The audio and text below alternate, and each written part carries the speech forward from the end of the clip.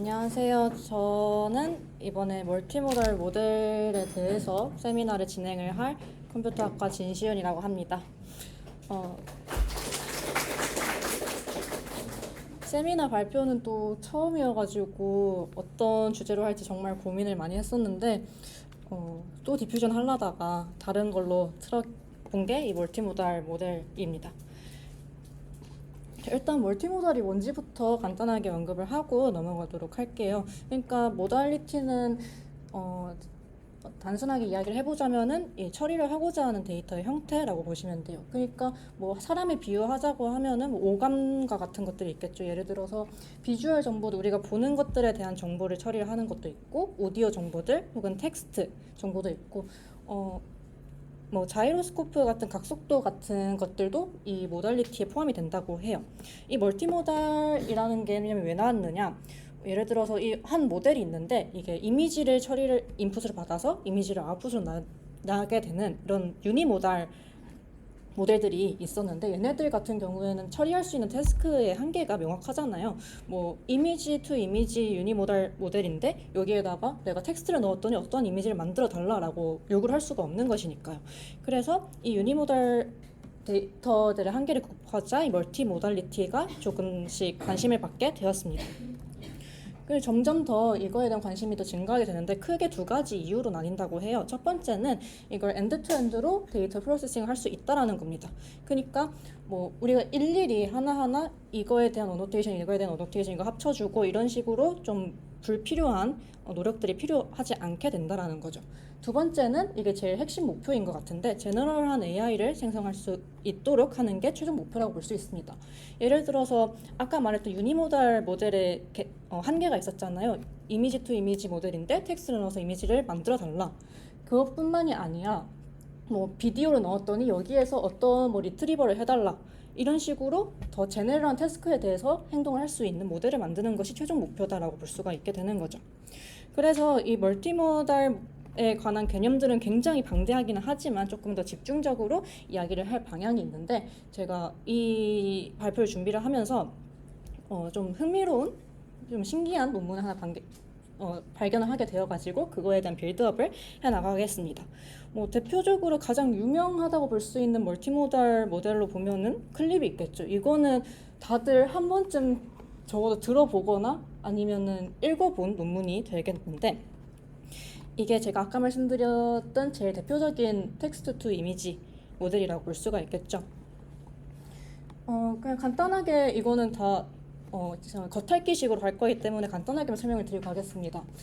텍스트 인코더로 받아서 인베딩 벡터를 만들어주고, 이미지를 이미지 인코더에 받아서 인베딩 벡터를 만들어준 다음에 두 인베딩 벡터가 함께 작동할 수 있는 유니파이드 된 인베딩 스페이스에서 저런 식으로 컨트라스티브 러닝을 시켜주게 됩니다. 저 대각선에 있는 것들이 그 대응되는 쌍들인데요, 페어들인데요. 여기에서 그 관련된 페어들끼리는 코사인 시밀러리티가 최대화되도록 하고, 관련이 없는 페어들끼리는 그 코사인 시밀러리티가 최소화되도록 하는 게 클립의 목적입니다. 이렇게 프리트레이닝을 시켜놓게 되면은 제로샷 트랜스퍼를 할 수가 있게 돼요. 그러니까 별도의 또 다른 파인 튜닝 없이도 해낼 수 있다라는 건데, 저기 보시면은 여러 클래스 레이블들이 있는데 저거를 저 텍스트 인코더가 원하는 포토 오브 무엇이라는 저 모양에 맞춰가지고 만들어준 다음에 넣어주고, 그거에 대응하는 텍스트를 찾아주는 게 이렇게 되는 거죠. 이게 어떻게 되느냐? 애초에 앞에서 봤던 그 프리트레이닝 프로세스에서 비주얼과 텍스트 데이터들 간의 그 릴레이션십이 어떠한지를 미리 학습했기 때문에 이게 가능하다고 합니다. 그러니까 최종적으로 여기 보시면은 뭐 닭 그림이 있고요, 옆에 치킨이라는 단어가 있어요. 얘네들끼리는 서로 저 한 인베딩 스페이스에서 가까이 있도록 해주고, 뭐 닭이랑 캣이라는 단어는 조금 다르지만 동물이라는 관계성이 있잖아요. 그래서 조금 가깝기는 하지만 그래도 치킨보다는 멀리 놔둡니다. 그러면 아까 고양이랑 닭이랑 비교했잖아요. 닭이랑 애플은 어떨까요? 고양이에 비해서 동물이라는 관련성이 훨씬 더 적고 내용적인 관련성이 좀 적기 때문에 훨씬 더 멀리 있는 걸 확인할 수가 있겠죠. 이렇게 그 이미지랑 텍스트 리프레젠테이션을 서로 얼라이닝 시켜주는 게 클립의 목표라고 볼 수가 있습니다. 그런데 문제점이 무엇이었냐면은 프리트레이닝 과정 중에서 보지 못했던 태스크에 대해서는 제너럴라이저블 한 그 어빌리티가 조금 떨어진다라는 거죠. 그 다음은 오디오 클립이라는 게 있어요. 방금까지 클립은 텍스트랑 이미지에 대한 내용이었잖아요.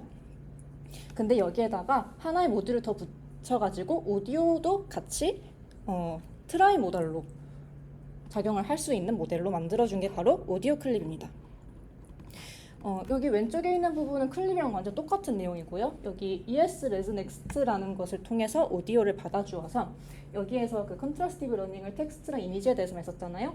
이제 텍스트랑 오디오 그리고 이미지랑 오디오 간의 컨트라스티브 러닝도 모두 하게 해주어서 그 세 개의 모달리티를 모두 사용할 수 있도록 해준 게 바로 오디오 클립이었습니다. 근데 여기에서는 세 가지가 다 들어와야 되고 아까 클립에서는 텍스트랑 이미지에 관련된 것들만 있었잖아요. 그러면 이렇게 되는 거예요. 텍스트랑 이미지로만 학습되어 있던 거에다가 갑자기 오디오랑 텍스트 혹은 오디오랑 이미지 쌍에 관한 태스크를 물어보게 되면 할 수 있냐? 절대 못하겠죠. 또 하나가 있는데 이거는 제가 그냥 조사를 하다가 찾아본 논문인데요. 이거는 비디오랑 오디오 텍스트를 뭐 이런 식으로 토큰화 시켜주고 여기 에버리징을 해줘가지고 뭐 조합으로 만들어줘가지고 여기 사이에 컨트라스티브 로스를 흘려준다에 약간 대강 그런 내용이 되는데 여기서도 문제가 무엇이냐? 비디오, 오디오, 텍스트 이외의 모달리티는 어떻게 해결을 할 거냐? 이런 앞에서의 빌드업을 쌓아가면서 나타난 게 제가 그 다음에 이야기할 이미지 바인드라는 것입니다. 그러니까 여기서 문제는 뭐냐면요. 오디오랑 이미지에 관한 태스크를 학습을 시켰어요. 뭐 이미지랑 뎁스에 관한 태스크를 시켰어요. 그러면 이 오디오랑 뎁스 간의 관계는 어떻게 알 수 있느냐? 그거에 대한 문제를 해결하기 위해서 나오게 되는 건데요. 자, 이 사진부터 시작을 하게 됩니다. 이 논문 시작점부터 보시면 되게 감성적인 말부터 시작이 나와요.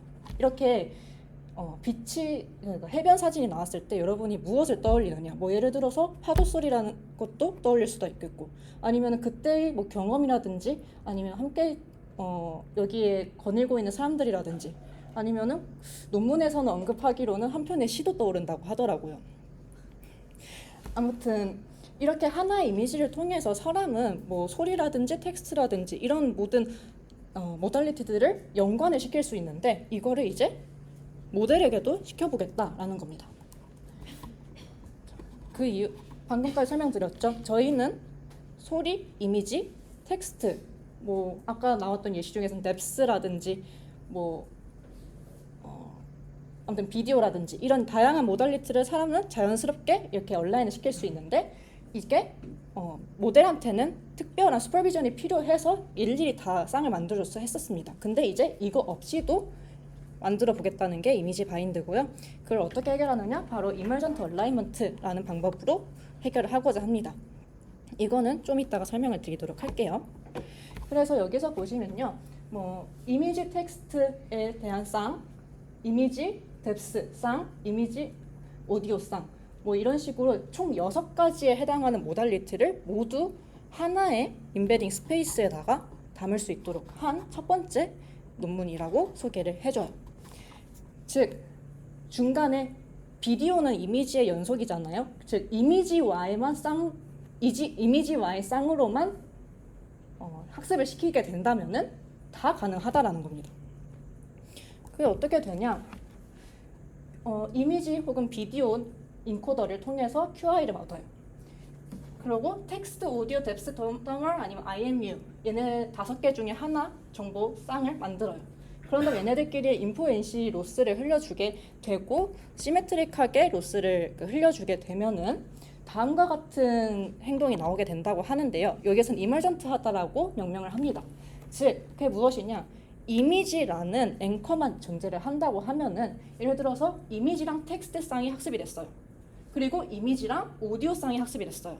그러면 자동적으로 그 텍스트랑 오디오 사이에 그 페어링이 만들어진다, 얼라이먼트가 만들어진다 라고 한 게 이 이미지 바인드가 주장한 바였습니다. 그래서 보시면요, 제가 계속 언급을 하지만 이렇게 이미지를 중심으로만 페어로 학습이 되게 되면은 나머지끼리의 페어링이 모두 다 만들어진다가 되는 거죠. 그래서 이거를 어디다 쓸 거냐? 여기 데모 영상이 나오거든요. 여기에서요. 이미지 투 오디오가 되거든요. 이미지를 선택을 하면은 여러 가지 오디오들을 검색을 하게 됩니다. 이 오디오는요. 여러 가지 소리가 섞여 있는 그런 전체 데이터인데 리트리버를 했을 경우에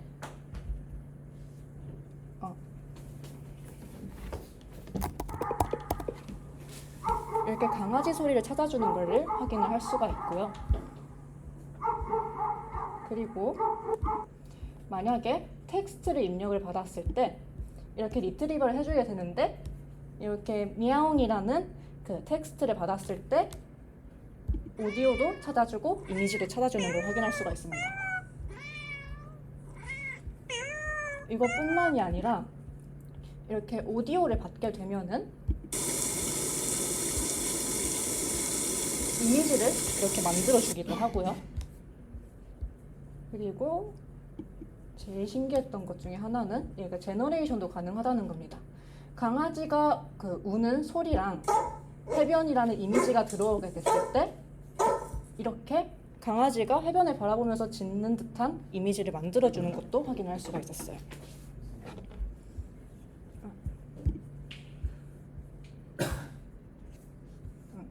이거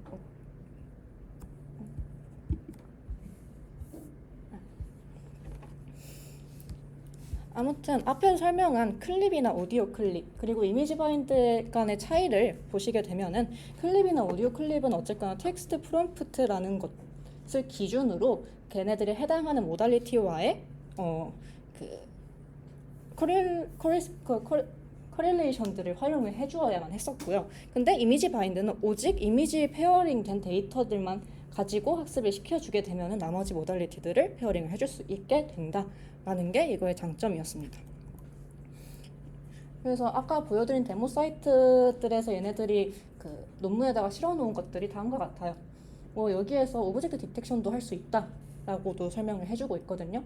뭐 예를 들어서 개가 짖는 소리가 있고 이미지가 강아지가 서핑보드 위에 있는 거다 라고 하면은 저 개가 짖는 소리라는 것을 저기에서 개에 대해서 디텍션 해주는 것도 확인을 할 수가 있죠.